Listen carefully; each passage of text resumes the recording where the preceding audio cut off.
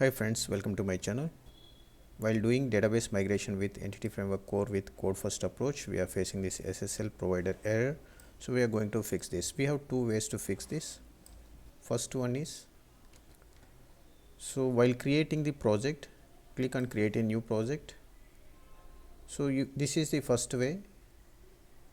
Here I am going to select MVC. So I am selecting by default ASP.NET Core Web Application Model View Controller. Click on next. So I am giving just one project name here. Click on next. So here while creating the project, we have selected as configure for HTTPS. Whenever you are configuring HTTPS, that time that certificate will be added to your project. That is the error related to HTTPS. To avoid that error, you can uncheck this configure for HTTPS error and you can create the project. This is one way, and another way I will tell you how to fix that. One of our subscriber also reported the same error 3 weeks ago, the same error related to the SSL.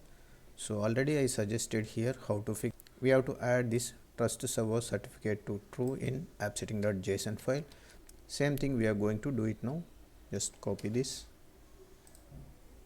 So this is the error we are facing. Open the app setting.json. Here we are using Windows authentication. Along with that, we have to use the trusted server certificate true. Whenever you are using HTTPS, that time only this error will come and you have to use this trusted server certificate as true. Now we'll go to package manager console again. Now we will try to update the database. This time we will not get any SSL related error. Update the database.